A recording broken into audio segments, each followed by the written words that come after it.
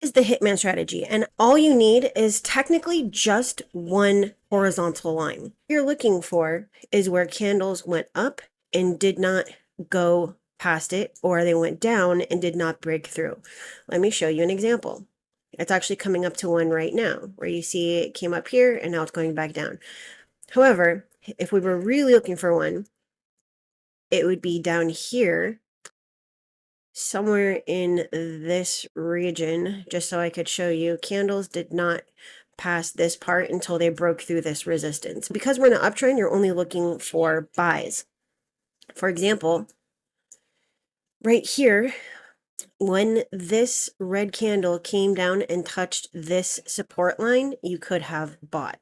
You only want to take trades at the main support and resistance lines. What you're going to do when you see that the candle comes up, let's use this one as an example. The candles came up, the green ended on this line, and then your red one starts on this line. When your candle goes and touches this top resistance line, you can start on the next candle on the first second.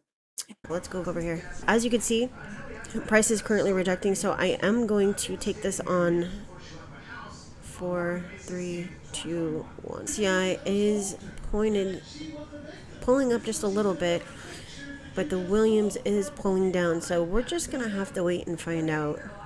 All right, so we got those, and hopefully this comes down now.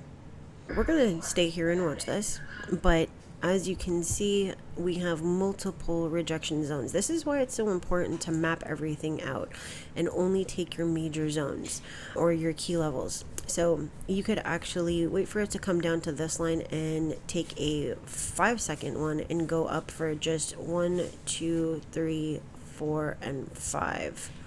You can actually see that we have a zone right here. I'm going to map it out really quick so that we could take this trade. Rectangle, let's go down. And I'm referring to this right here. There's 41 seconds left, but I think that it's going to reject. Oh, I don't want to miss it. All right, if it comes up and hits this, we're going to take it right here. There's 31 seconds left. You can see that, let's change this to 1 minute. If it goes back up and hits it, I'll take it down for 1 minute. But okay, so those were 5-second trades. If we put it at 1 minute, we would have gotten them. You can see that there's 11 seconds left, and it's way below that line. So 5, 4, 3, 2, and 1.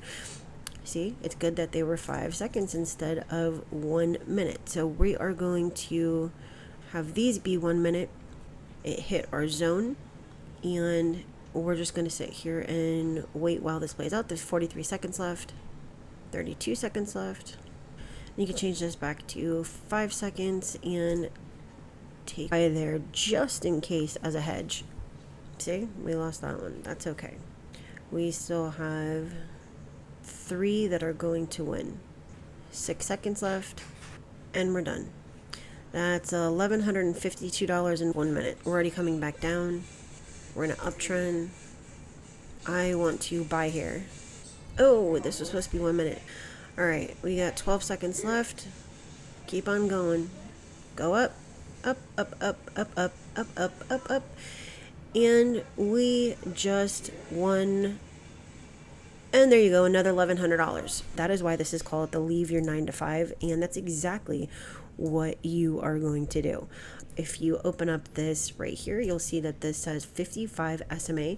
There's a drop down. It's automatically going to be SMA. This is what tells us about the trend. I would keep the CCI 15 and the Williams 14 just so that you can make sure that you are not buying in areas that the CCI and the Williams are either pointed down or they're down here in the danger zone, and that you are not selling when the CCI and the Williams are way up here in the danger zone. That is a totally different strategy that you can actually access for free inside my courses. We just want to use these to identify areas that are overbought and oversold. That is as simple as you could possibly be.